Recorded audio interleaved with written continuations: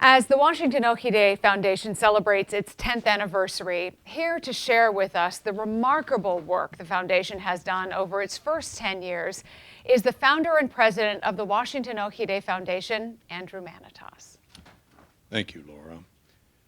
The Washington Orchidea Foundation illuminates and transmits widely the incredible and moving stories of those who risk and give everything in order to do the right thing. The foundation effort has become increasingly important. Open access to the world's communication network is overloading it with divisive, unsubstantiated misinformation that frequently obscures the right thing. It's an anathema to our democracy and to civilization. But amid this polarizing disarray, the Orchid Courage recipients stand out even brighter as role models for us all. Their moving stories of risking and giving everything to do the right thing unites in admiration conservatives and liberals, the rich and the poor, the young and the old, of all races and nationalities. The foundation's explanation of the Greek Orchidea courage in World War II and among our award recipients has reached the top of the British royal family, presidents of the United States, vice presidents, speakers of the House, Senate majority leaders, secretaries of state, congressional committee chairs, Holocaust survivors, decorated veterans, senior government officials, and world-renowned leaders of thought leaders and humanitarian leaders as celebrities such as Bono and Amal Clooney.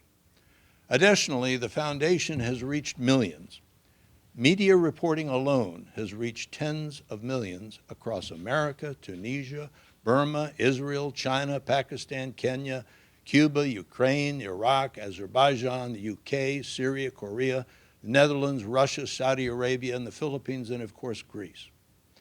The foundation touches another very important audience, those among our Courageous Award winners who are survivors of assassination attempts, and there are many of them, tell us that their exposure to such high levels in Washington is their best protection. We look forward to honoring the 2020 Orchid Courage Award recipients.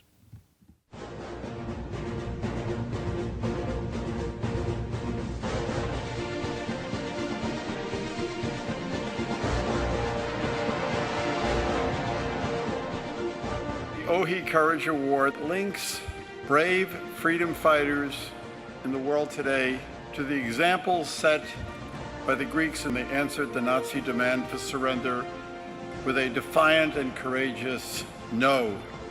By creating the Orchid Courage Award, they have found a way to give voice to the voiceless and hope to people fighting for freedom in some of the darkest corners of the world. There is no corner of the world today darker than North Korea. The fact that there is someone like Ji Sung-ho with so much courage, persistence, fearlessness, and hope conveys a powerful message that the North Korean regime, with all of its nuclear weapons and its brazen threats, will not survive the resistance of its own people and their indestructible humanity. We are joined by one more witness to the ominous nature of this regime. His name is Mr. Ji Sung-ho. Today he lives in Seoul, where he rescues other defectors and broadcasts into North Korea what the regime fears most, the truth. Your great sacrifice is an inspiration to us all. Please, thank you.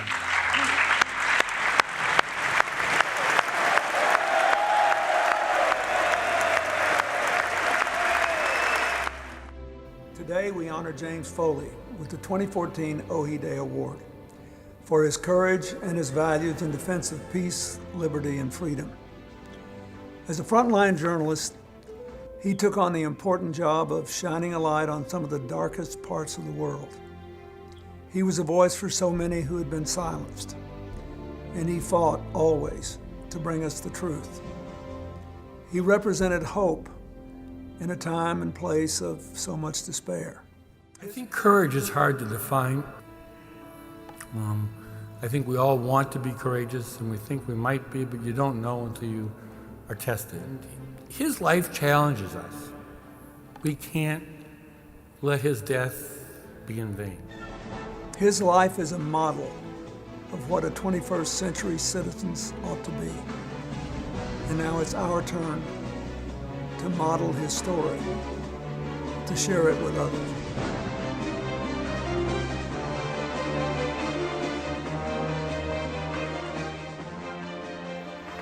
You know, the thing is there's physical courage, right? For some reason, I have physical courage. But really, think about it, that's nothing compared to moral courage. I can go and get those shots. But if I don't have the moral courage to challenge authority, to write about things that are gonna maybe have reprisals on my career, if I don't have that moral courage, we don't have journalism.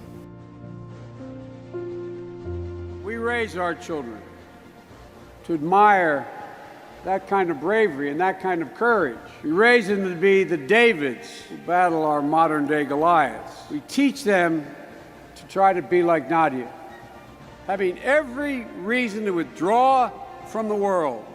You summon the courage to stand up and say, no, no. On behalf of all the women in my life and all the women in this country who endured hardship, thank you for giving them courage. عندما قلت لداعش لا.